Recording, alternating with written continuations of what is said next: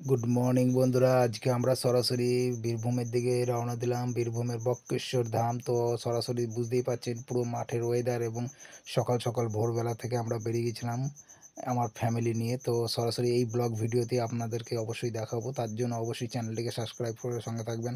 আমার মা এবং আমার দিদি আমরা সবাই একসাথে চললাম বীরভূমের বক্রেশ্বর ধাম, এবং সেখানে স্নান পান করার পর আমরা এখানে সরাসরি গরম জলে স্নান করার পর এইখানে আমরা তিলক নিলাম।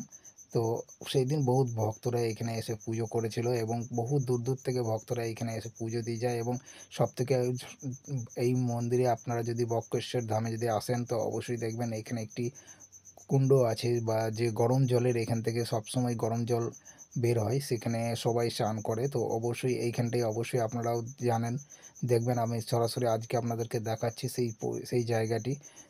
এখানে বারো মাসই এখানে জল গরম থাকে। এখানে সব ভক্তরা বহুত দূর দূর থেকে এসে এইখানে এসে স্নান করে যায়। এবং এইখানে থেকে যদি আপনারা স্নান করেন, যদি আপনার হাঁটু ব্যথা, কোমরে ব্যথা, যদি কোনো ধরনের ব্যথা থাকে, তো ওইগুলো অটোমেটিক আপনার এগুলো ঠিক হয়ে যাবে। আপনার যদি পেটের কোনো প্রবলেম থাকে, তো অবশ্যই এইখানে এসে স্নান করবেন। দেখবেন আপনার এইখানের যে ওই দিকে দেখবেন একটি হাতির সুর দেওয়া, যে এখান থেকে জলগুলো পড়ছে, সেখান থেকে সেই জল যদি আপনি পান করেন, তাহলে দেখবেন আপনার পেটের ব্যথাও অটোমেটিক ঠিক হয়ে যাবে। এই জলটি অদ্ভুত ধরনের, এই মাটির নিচ থেকে এত গরম জল এখানে বের হয়। তো অবশ্যই এখান থেকে বহুত ভক্তরা দূর দূর থেকে এসে এই পুকুর এখানে এসে স্নান করে। তো আমরাও সেই মুহূর্তে আমরা স্নান পান করলাম। তারপর আমরা সরাসরি বক্রেশ্বর ধাম থেকে আমরা এরপরেই রওনা দেবো। তো আমরা খুবই মজা করলাম, এবং এখান থেকে আপনারা এই ভিডিওটি আপনাদের সঙ্গে শেয়ার করলাম।